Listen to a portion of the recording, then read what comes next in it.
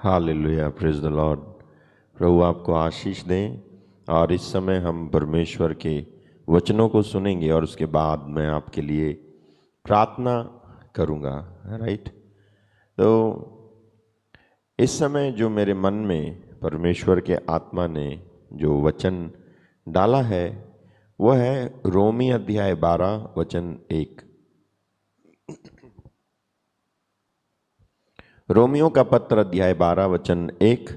और यहाँ इस तरह से लिखा है,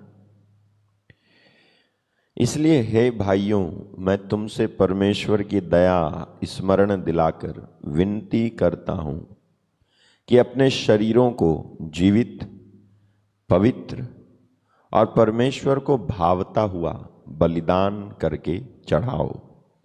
यही तुम्हारी आत्मिक सेवा है। यही तुम्हारी आत्मिक सेवा है। दूसरा वचन डालें,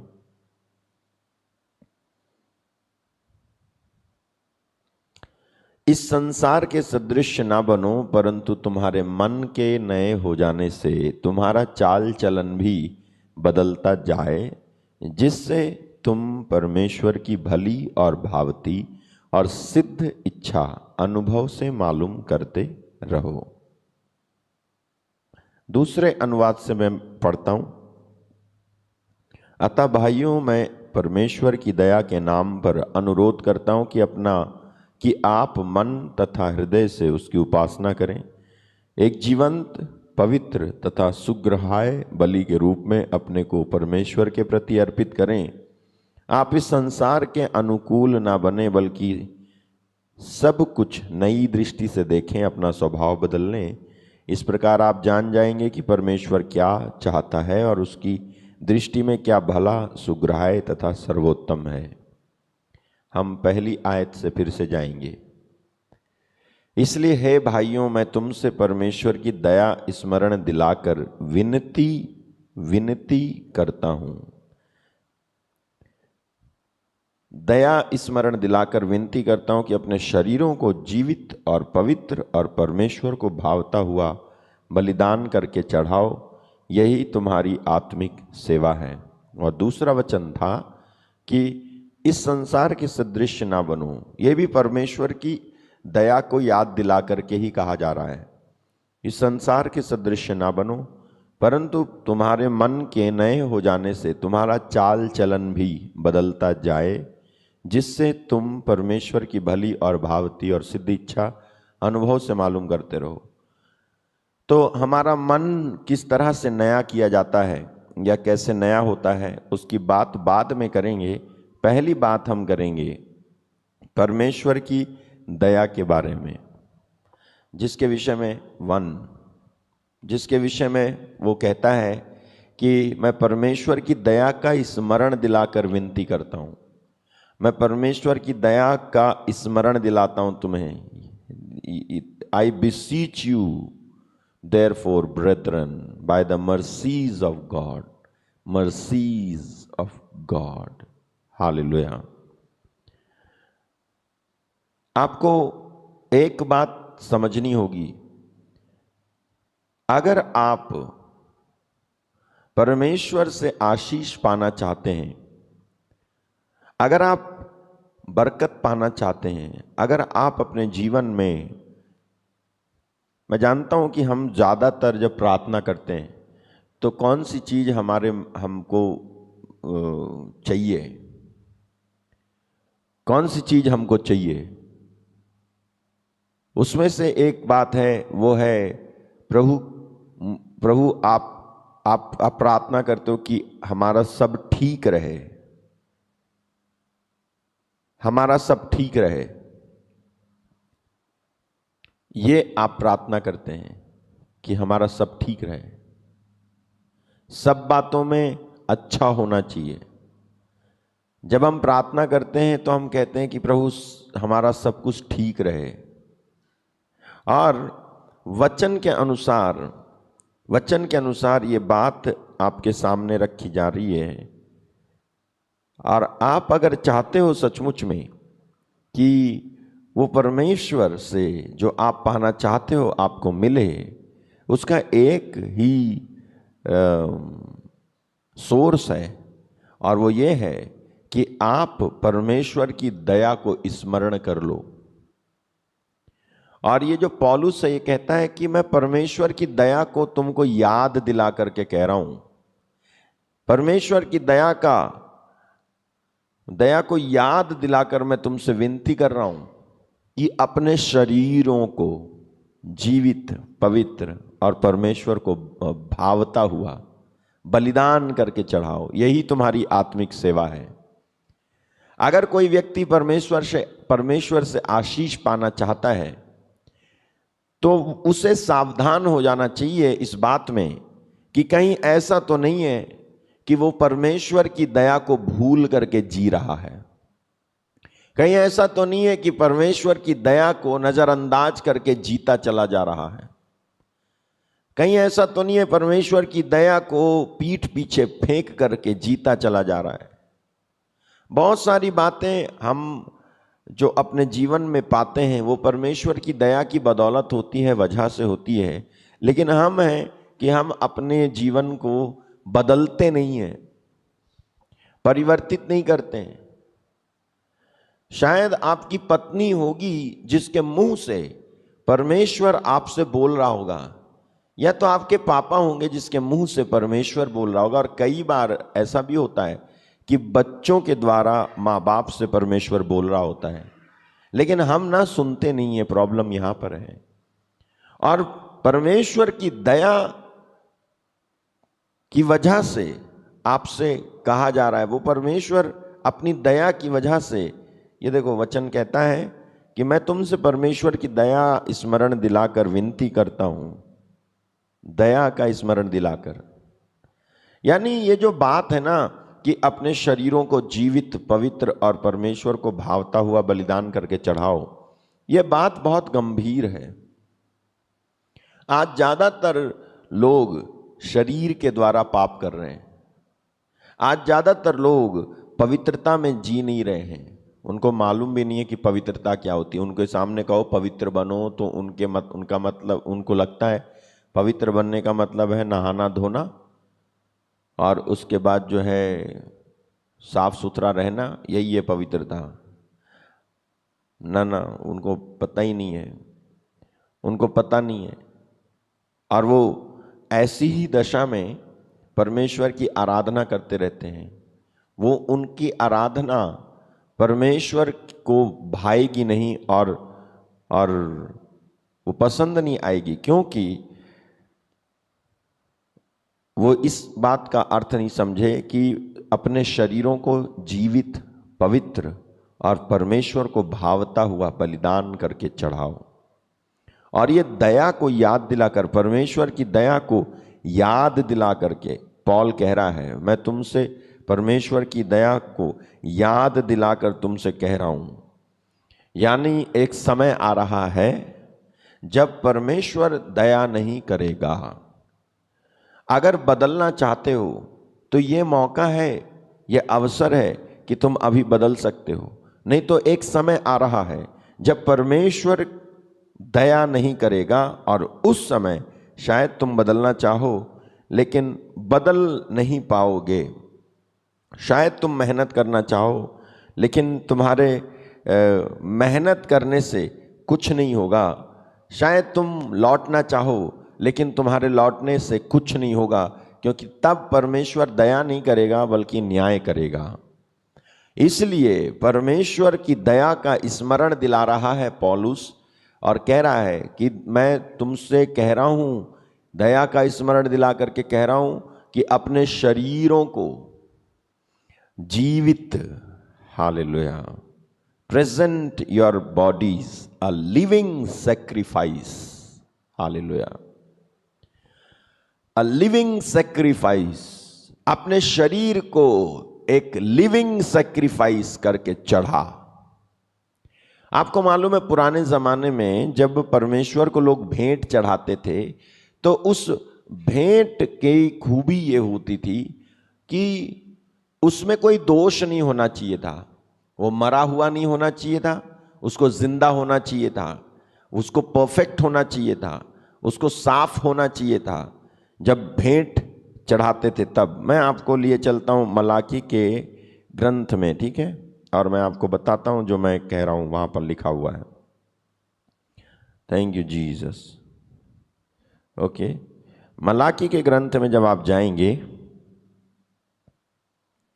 तो आप 1:6 से जब आप डालोगे तो वहां लिखा है, पुत्र पिता का और दास स्वामी का आदर करता है। यदि मैं पिता हूं तो मेरा आदर मानना कहाँ है? यदि मैं स्वामी हूं तो मेरा भय मानना कहाँ है? सेनाओं का यहोवा तुम याजकों से भी जो मेरे नाम का अपमान करते हो यही बात पूछता है। परंतु तुम पूछते हो हमने किस बात में तेरे नाम का अपमान किया है? तुम मेरी वेदी पर अशुद्ध भोजन चढ़ाते हो। हालेलुया। तुम मेरी वेदी पर अशुद्ध भोजन चढ़ाते हो, तो भी तुम पूछते हो कि हम किस बात में तुझे अशुद्ध ठहराते हैं? इस बात में भी कि तुम कहते हो यहोवा की मेज तुच्छ है। जब तुम अंधे पशु को बलि करने के लिए समीप ले आते हो तो क्या यह बुरा नहीं?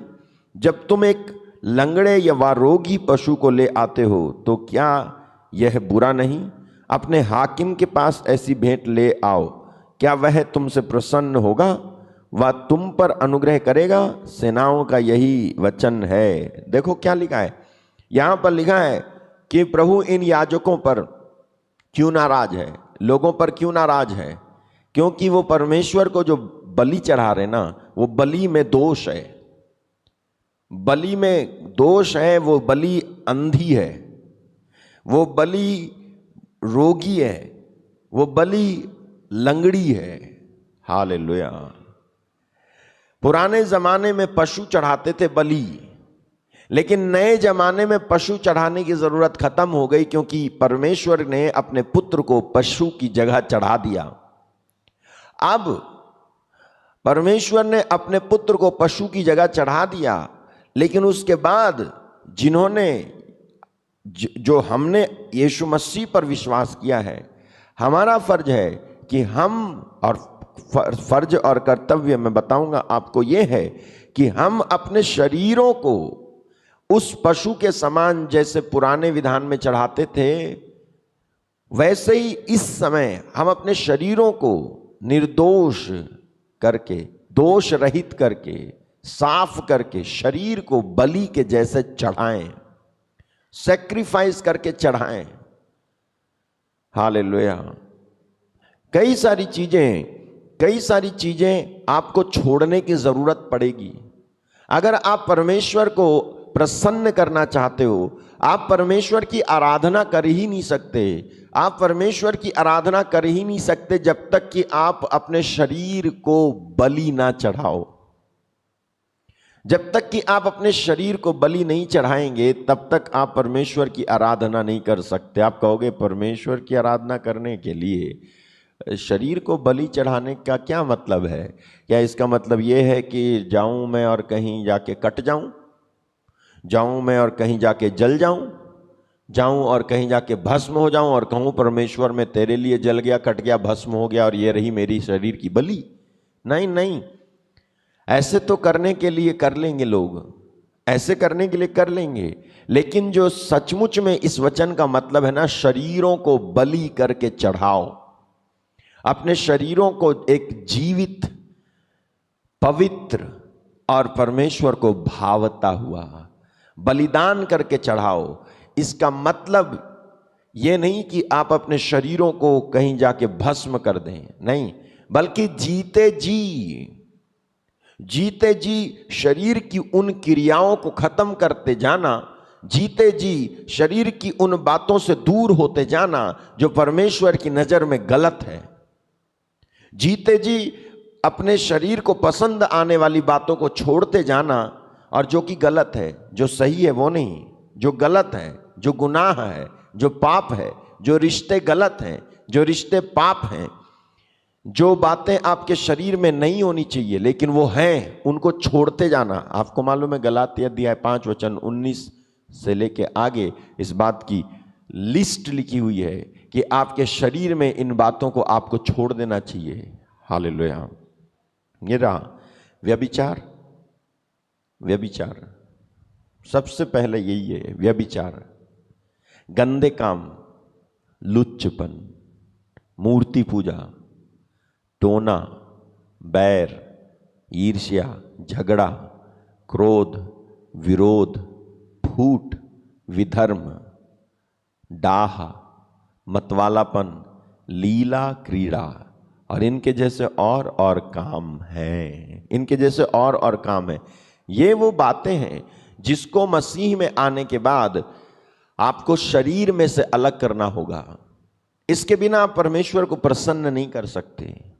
इसके बिना आप परमेश्वर को प्रसन्न नहीं कर सकते। आपको मालूम है गलाती 5:24 में क्या लिखा है? 5:24 में, गलेशियन चैप्टर 5 वर्स 24 में यहां लिखा है कि जो मसीह यीशु के हैं उन्होंने शरीर को उसकी लालसाओं और अभिलाषाओं समेत क्रूस पर चढ़ा दिया है। जब पौल वहां लिखता है कि आप अपने शरीरों को जीवंत पवित्र बलि के रूप में परमेश्वर को चढ़ाओ ना, तो इसका मतलब यह है कि शरीर की और उसकी लालसा को, शरीर को उसकी लालसाओं और अभिलाषाओं समेत क्रूस पर चढ़ा देना।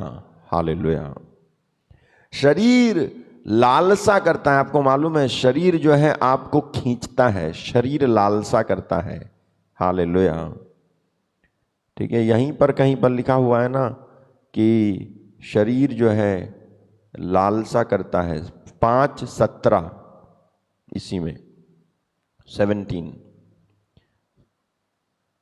शरीर आत्मा के विरोध में और आत्मा शरीर के विरोध में लालसा करता है। ये एक दूसरे के विरोधी हैं, इसीलिए कि जो तुम करना चाहते हो वह ना करने पाओ। शरीर आत्मा के विरोध में और आत्मा शरीर के विरोध में लालसा करता है। Flesh lusts against the spirit and the spirit against the flash.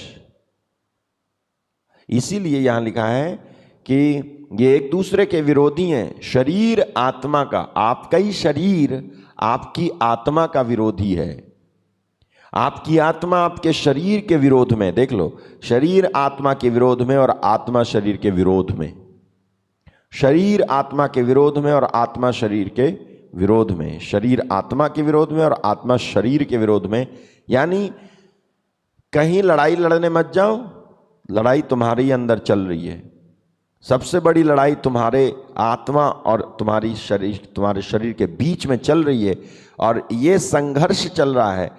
इसी संघर्ष की वजह से आप जाओ प्रार्थना करो, आपसे नहीं होती। इसी संघर्ष की, देखो सुनो, यह संघर्ष कब तक चलता रहेगा? बाइबल नहीं कहती चलता रहेगा। बाइबल नहीं कहती यह संघर्ष चलता रहे और यह चलता रहता है। Put that verse again. शरीर आत्मा के विरोध में और आत्मा शरीर के विरोध में लालसा करता है। राइट? एक इंफॉर्मेशन दे रहा है पॉल, कह रहा है शरीर आत्मा के विरोध में, आत्मा शरीर के विरोध में लालसा करता है और ये एक दूसरे के विरोधी हैं, इसीलिए कि तुम जो करना चाहते हो वो ना करने पाओ। लेकिन ये वचन ये नहीं बताता कि यह संघर्ष हमेशा चलता रहेगा, लाइफ लॉन्ग चलता रहेगा और इसमें आप जीत नहीं सकते, क्योंकि इसकी अगली आयत कुछ इस तरह से कहती है, पर और यदि तुम आत्मा के चलाए चलते हो तो व्यवस्था के अधीन ना रहें। हालेलुया। देखा आपने? देखा?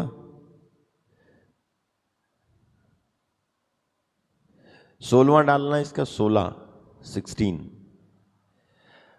पर मैं कहता हूं आत्मा के अनुसार चलो तो तुम शरीर की लालसा किसी रीति से पूरी ना करोगे।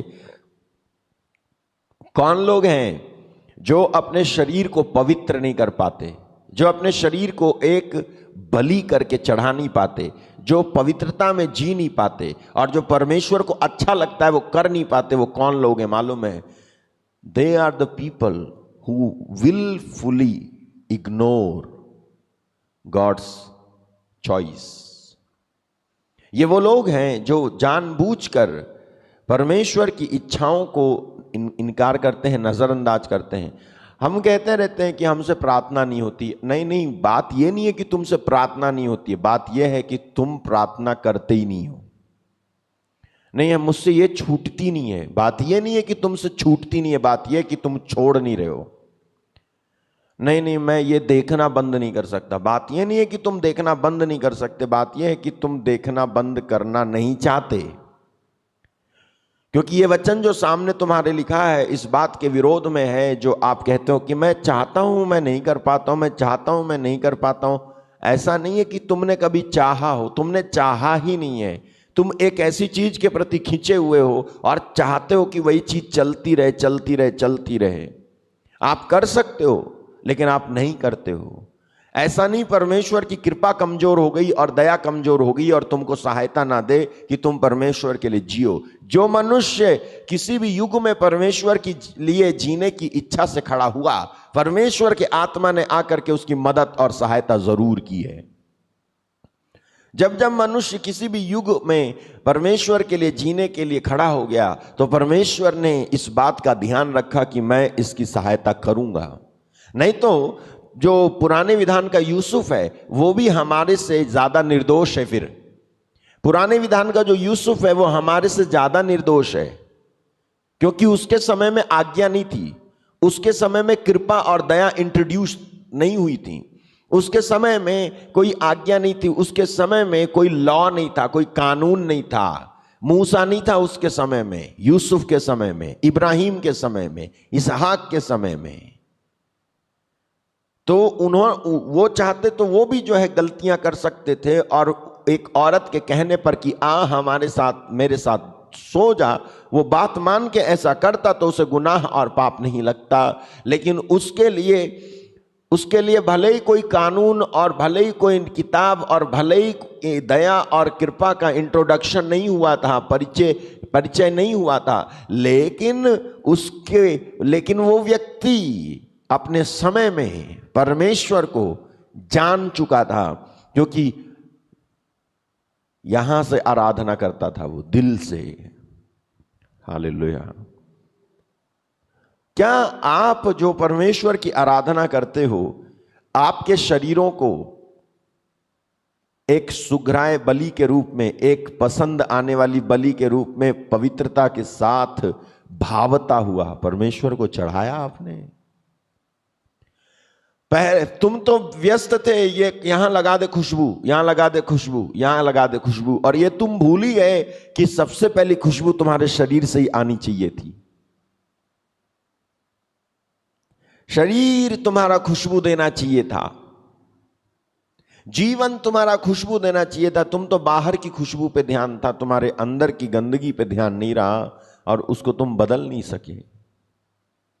और वो कह रहा है परमेश्वर की दया याद दिला रहा हूं मैं तुमको, ये दया याद कर लो और इस दया की वजह से बदल जाओ। अपने इस शरीर को आप कर सकते हो, ऐसा नहीं है नहीं कर सकते, आप कर सकते हो, क्योंकि गलाती 5:16 कहता है कि मैं कहता हूं आत्मा के अनुसार चलो।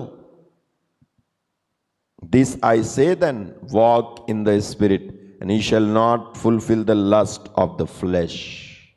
हालेलुया। यदि आप आत्मा के अनुसार चलोगे तो शरीर की वासनाओं को या लालसाओं को आप पूरा नहीं करोगे। लेकिन अब आत्मा के अनुसार कैसे चलें? कौन सी आत्मा के अनुसार चलें? हम में से बहुत सारे लोगों को नंबर 1 तो यही नहीं मालूम कि हमारे अंदर आत्मा है। अगर लोगों को यह पता होता कि हमारे अंदर आत्मा है ना, तो लोग शरीर के लिए जितनी मेहनत कर रहे हैं ना, उसकी जगह आत्मा के लिए मेहनत करते। शरीर के लिए सबसे ज्यादा मेहनत हो रही है। शरीर के लिए मेहनत का मतलब नहीं कि आप खाना ना खाओ, कमाओ ना, ड्यूटी ना जाओ, काम ना करो, नहीं, वो नहीं है।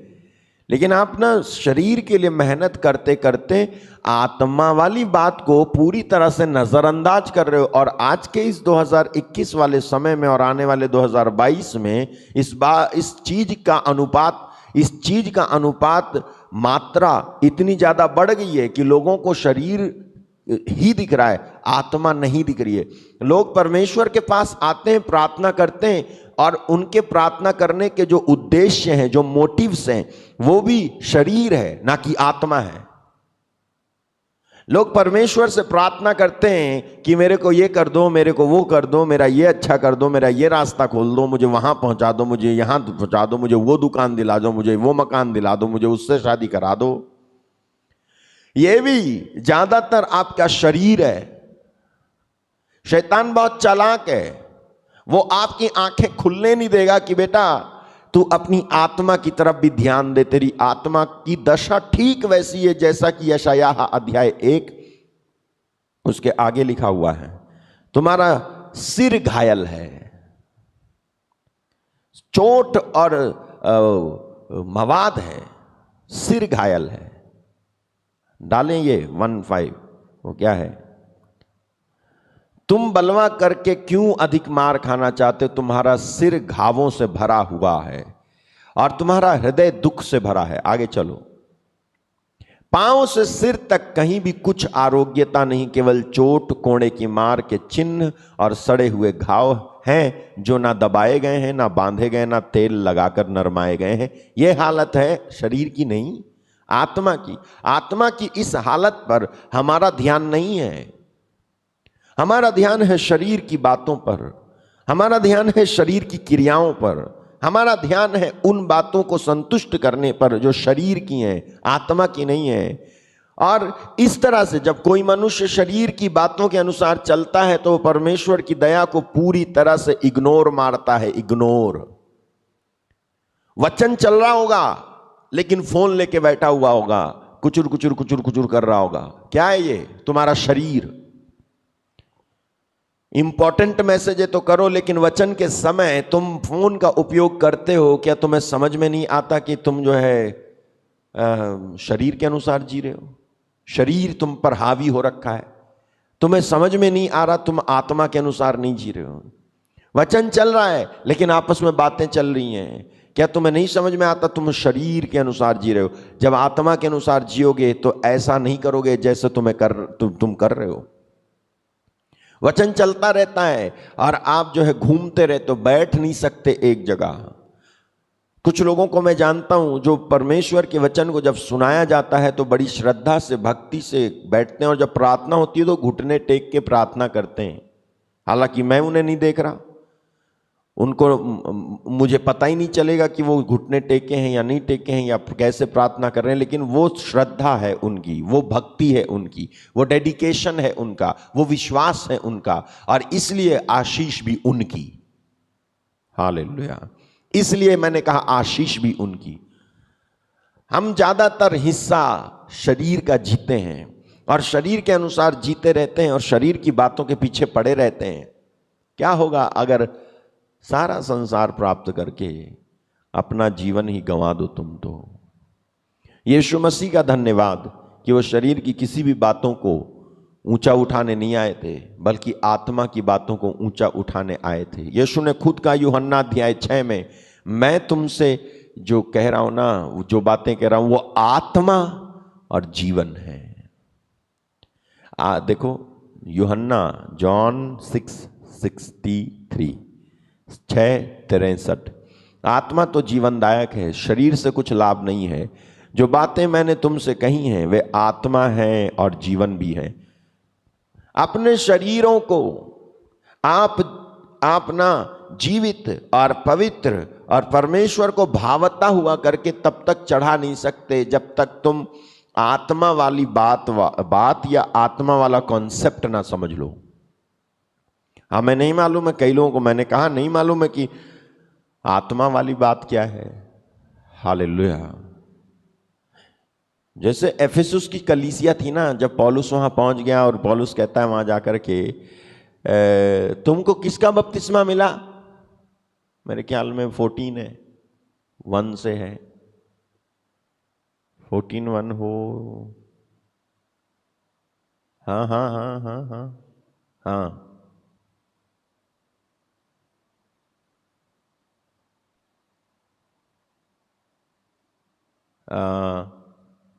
13:1 डालें। मैं बताता हूं। Thank you Jesus. हाँ,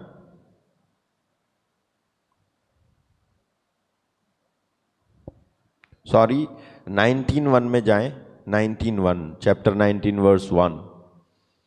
जब अपोल्लुस कुरिन्थ में था तो पौलुस ऊपर से सारे देश से होकर इफिसुस में आया और कई चेलों को देखकर उनसे कहा, क्या तुमने विश्वास करते समय पवित्र आत्मा पाया?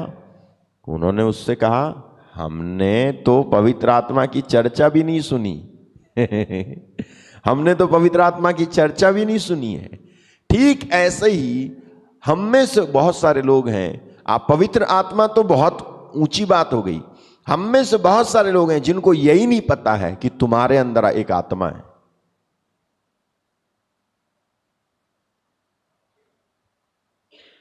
हमें यही नहीं पता है कि मैं एक आत्मिक प्राणी हूं। लेकिन आप बहुत सारी चीजें जो चाहते हो वो स्पिरिचुअल होती हैं। हमें पता भले ही ना हो कि हमें एक आत्मिक प्राणी है, लेकिन आपके एक्शंस और आपकी मांग और आपकी चाहत, आपकी डिजायर, आपके मोटिव्स, उद्देश्य आत्मिक होते हैं। हालेलुया। आप जीते होगे शारीरिक, शरीर बन के जीते हो, लेकिन जब कोई दुर्घटना घट जाती है तब आप क्या कहते हो? हे भगवान, तू कहां है? क्यों? आ गई ना बात आत्मिक, आ गई ना बात आत्मिक। तुम शारीरिक बन के जीते हो, बेटी की शादी कर दी जहां मर्जी वहां। हेलो, कहां करी बेटी की शादी? मैंने वहां कर दी बेटी की शादी, गाड़ी है, बंगला है, नोट है, सब है, सरकारी है, सरकारी। अच्छा, फिर बेटी को मार रहा है सरकारी, बेटी को कूट रहा है सरकारी, है नोट वाला। तुम्हारी बेटी फोन कर रही है, मम्मी यहां तो है, मुझे मार रहे हैं, परेशान कर रहे हैं। तब तुम क्या करते हो? हे भगवान। आ गई ना आत्मिक बात, फिर आ गए, आप समझने लग गए ना आत्मिक बात है। लेकिन आप करते हो शारीरिक काम, लेकिन चाहते हो आत्मिक। काश तुम ना पहले आत्मिक बातों को समझते तो शारीरिक काम करते वक्त तुमसे गलतियां नहीं होती, डिसीजन लेते समय तुमसे गलतियां नहीं होती, निर्णय लेते समय तुमसे गलतियां नहीं होती। क्यों? क्योंकि जब कोई आत्मिक बातों के पीछे जाता है तो वो सबसे पहले परमेश्वर के पीछे जाता है। लोगों को मालूम नहीं है आत्मिक बातों के बारे में, लोगों को खबर नहीं है मेरा शरीर परमेश्वर का निवास स्थान है, परमेश्वर का आत्मा इसमें बसता है। पवित्र आत्मा वाली बात बहुत आगे और बहुत प्राइम बात है, मैं उनकी बातें बाद में करूंगा। लेकिन मैं बात कर रहा हूं हमारा क्या, हमको मालूम है कि हम शारीरिक प्राणी नहीं बल्कि आत्मिक प्राणी हैं। नींद आती है लोगों को, नींद। आत्मिक बातों को छेड़ दो, उनको नींद आएगी। शारीरिक बातों को छोड़ दो, डमरू बजाओ, मदारी बन जाओ तो जो है जाग जाएं, जाग जाएं। कोई हंसी की बात बताओ, कोई मजाक बताओ, जाग जाएं। वचन की बात बताओ, आमीन आमीन। खत्म हो गई? हाँ, खत्म हो गई प्रार्थना। हालेलुया। मैं परमेश्वर की दया का स्मरण दिलाकर तुमसे अनुरोध करता हूं, विनती करता हूं कि तुम अपने शरीरों को जीवित और पवित्र और परमेश्वर को भावता हुआ बलि चढ़ा। कितनी देर और करोगे? कितनी देर और करोगे इस काम को करने में? कितनी देर और लगाओगे तुम परमेश्वर को अपने शरीर को जीवित और पवित्र और भावता हुआ बलि चढ़ाने में? यानी परमेश्वर यह चाहता है कि जब तू उसके सामने आए तो जीवित हो। प्रभु को आपके हाथ में कुछ लेकर आओ, उससे मतलब नहीं है, प्लीज, ठीक है? प्रभु ये इसके पीछे नहीं है कि तू अपने हाथ में लड्डू लाया, नारियल लाया, पेड़ा लाया, बर्फी लाया, दान लाया, इसको इससे मतलब नहीं है। परमेश्वर को इससे मतलब नहीं है। वो लोग होते हैं जिनको इससे मतलब होता है। लोग होते हैं। परमेश्वर को इससे मतलब नहीं तेरे हाथ में क्या है, परमेश्वर को इससे मतलब होता है तेरे दिल में क्या है, तू कैसा है। तू बता, तू मेरे लिए आया है, अपने आप को मेरे लिए लेके आया है?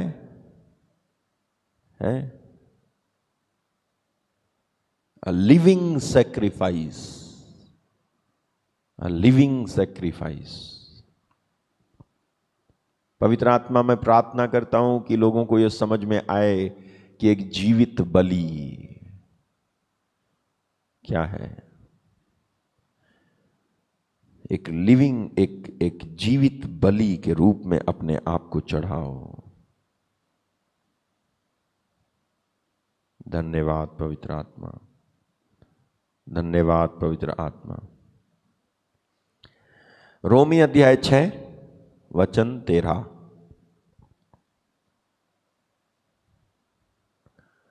हम 12 से डालें जरा एक बार।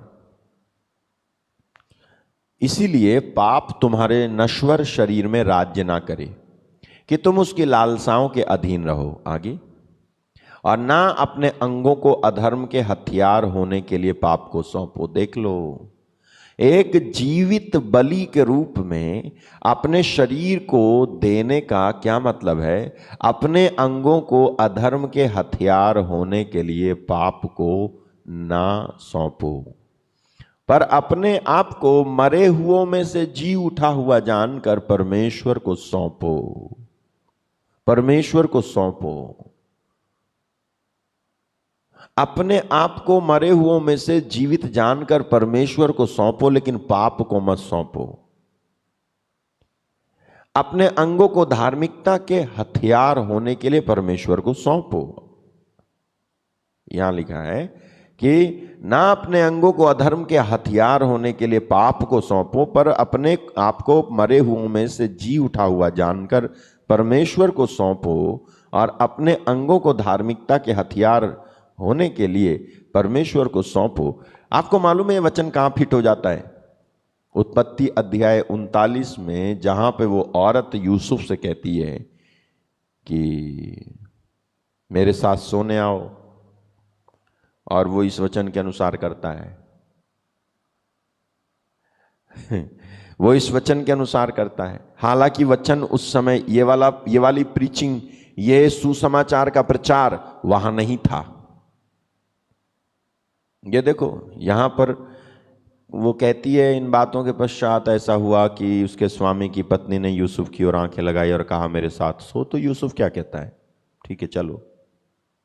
वो क्या कहता है? पर उसने अस्वीकार करते हुए अपने स्वामी की पत्नी से कहा, सुन, जो कुछ इस घर में है मेरे हाथ में है, मेरे स्वामी इसको कुछ नहीं जानता, और उसने अपना सब कुछ मेरे हाथ में सौंप दिया है, सिवाय तुझे छोड़ के। इस घर में मुझसे बड़ा कोई नहीं है, मुझसे कुछ नहीं रख छोड़ा, इसलिए भला मैं ऐसी बड़ी दुष्टता करके परमेश्वर का अपराधी क्यों बनूं? जाएं 6:13, रोमन 6:13 आपको समझना होगा।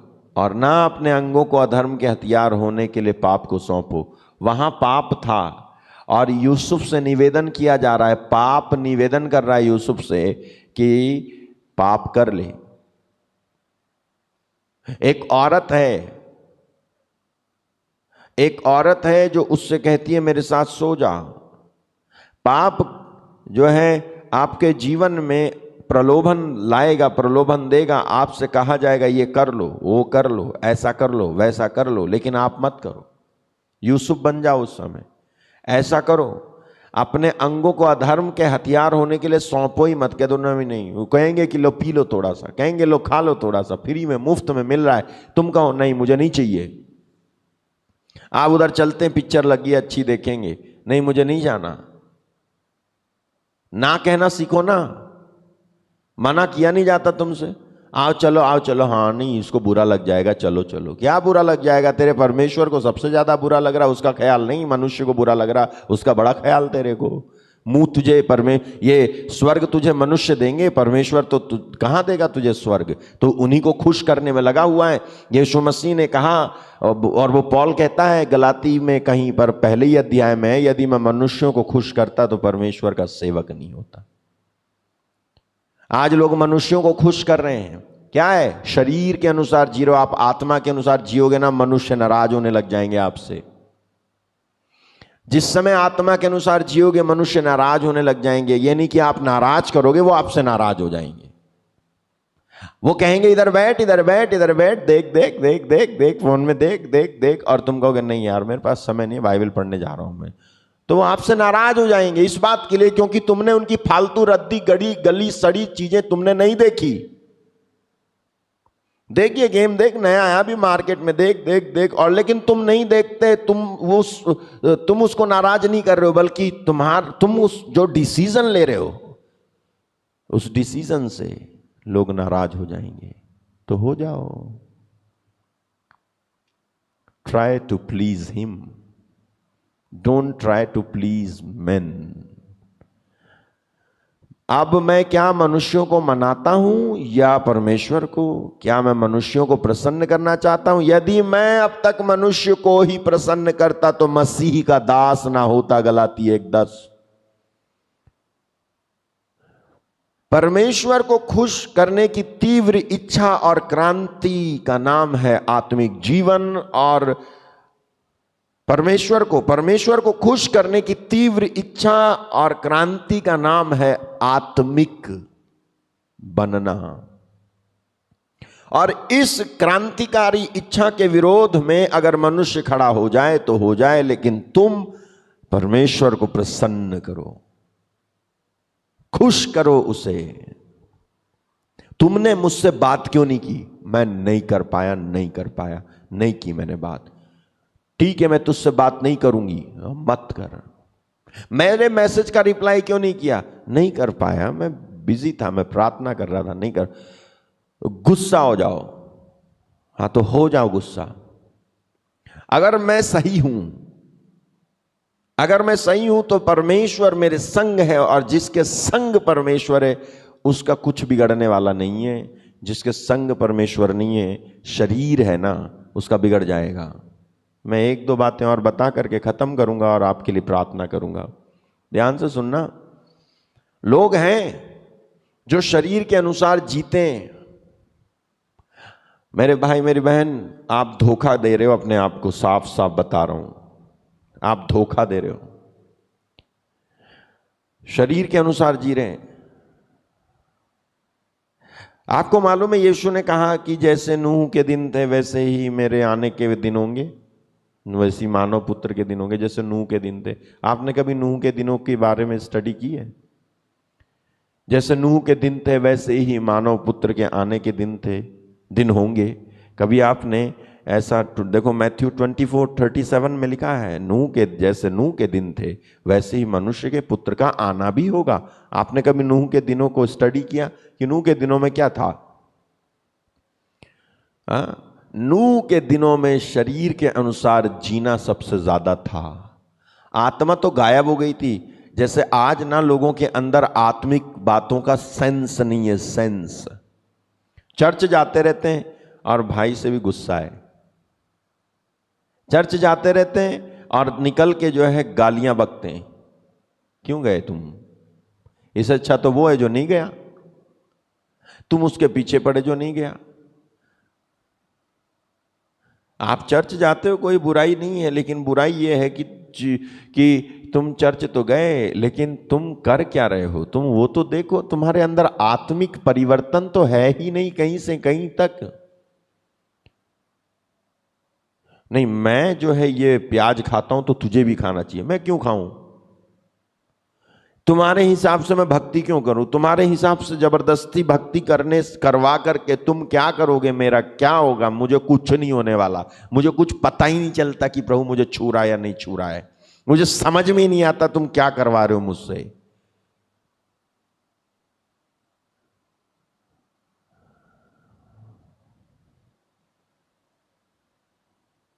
समझ में नहीं आता क्या करवा रहे हो तुम, क्यों कर रहे हो जबरदस्ती।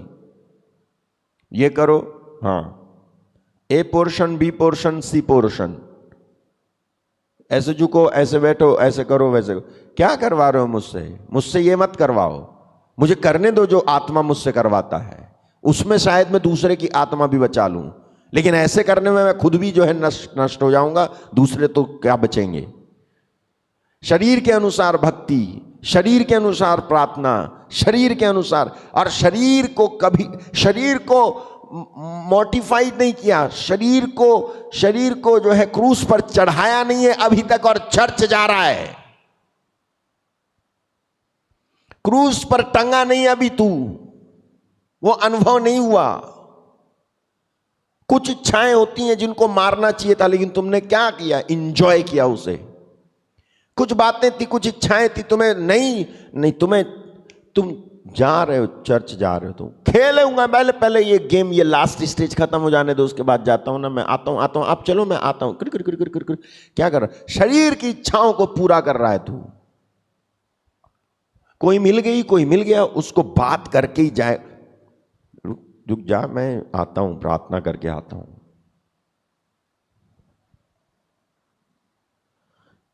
नूह के दिनों में, दिनों को स्टडी करो तो आपको पता चलेगा, नूह के दिनों में शारीरिक पाप बहुत ज्यादा थे, शरीर के अनुसार काम बहुत ज्यादा थे, और आत्मा का कोई सेंस नहीं था, कोई एहसास नहीं था कि हमारे अंदर आत्मा भी है। ठीक वैसी आज हो गया है, ठीक वैसी आज हो गया है।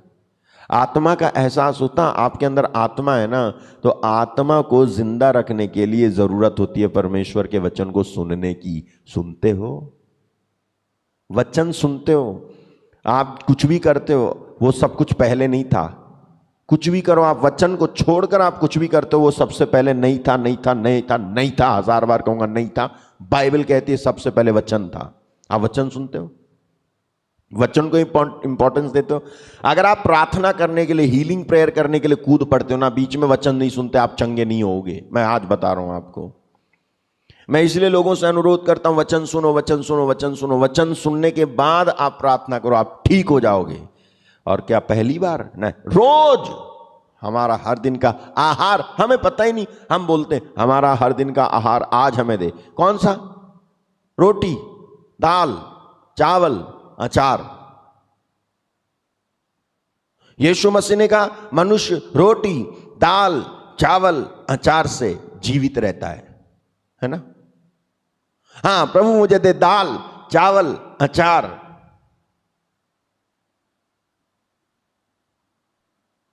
ये कहा।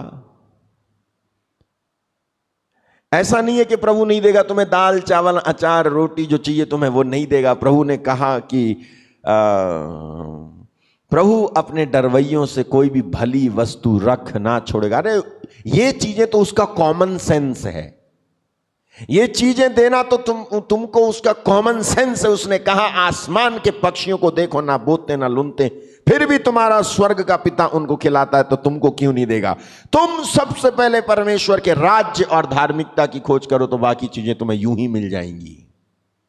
यीशु ने कहा मनुष्य रोटी से नहीं बल्कि परमेश्वर के मुख से निकलने वाले हर एक वचन से जीता है। हम सुनते हैं वचन, हम देते हैं इंपॉर्टेंस, हम आते हैं वचन सुनने के लिए पहले। मैं आपको आज बता रहा हूं, यह सेविकाई केवल परमेश्वर के वचन को सुनाने के लिए समर्पित है और समर्पित रहेगी। जिन लोगों ने इस सेविकाई को थामा और संपर्क किया, उनका जीवन बदला है, परिवर्तित हुआ है। मैंने सुनी है उनकी गवाहियां, मैं मिला हूं उनसे फेस टू फेस। उन्होंने बताया कि क्या हुआ। मेरी बहन बता रही थी कि जब किसी ने बताया, जब वो मुझसे मिले अभी 1-2 दिन पहले कुछ लोग, तो वो कह रहे थे हमने वचन सुन करके जीवन बदल गया। ऑनलाइन सुनते थे, कभी मिले नहीं थे, लेकिन जब वो मिले तब उन्होंने जब बताया तो मेरी बहन चौंक रही थी कि ऐसा कोई हो सकता है कि ऑनलाइन इस तरह से वचन सुनता और जीवन बदल जाए। मैंने कहा ये उदाहरण देख लो, लोगों का जीवन बदल गया। वो मिले नहीं पर्सनली, लोग मिलने के लिए जो है आफत काटते रहते हैं, मिले ही नहीं, अभी तक मिले ही नहीं, जीवन बदल गया। किसने बदला? अशोक मार्टिन ने नहीं, वचन ने, परमेश्वर के वचन ने। जो सुनाया जाता है परमेश्वर के वचन ने उनका जीवन बदल दिया। आप जो है वचन सुन लो विश्वास के साथ, आपका जीवन बदल जाएगा, चंगे हो जाओगे, ठीक हो जाओगे, रास्ते खुल जाएंगे। तुम उसके वचन को पहला स्थान दो, उसके वचन को प्राथमिकता दो, उसके वचन को प्रायोरिटी दो, तो सारी बातें तुम्हारे लिए होने लग जाएंगी। क्योंकि जो उसके वचन को इज्जत देता है परमेश्वर उससे इज्जत देता है। बाइबल कहती है उसने अपने वचन को अपने बड़े नाम से भी अधिक आदर दिया है। भजन संहिता 138:2 में लिखा हुआ है। उसके वचन को सुनो तो शरीर के अनुसार जीना बंद करके आत्मा के अनुसार जीने लग जाओगे, क्योंकि उसका सारा वचन शारीरिक नहीं आत्मिक है। जब कोई वचन पढ़ता है तो शरीर पर आत्मा के नियम को लागू करता है। जब कोई वचन पढ़ता है तो शरीर पर, आप पढ़ते हो वचन, पूछो अपने आप से कहां से पढ़ते हो? हे प्रभु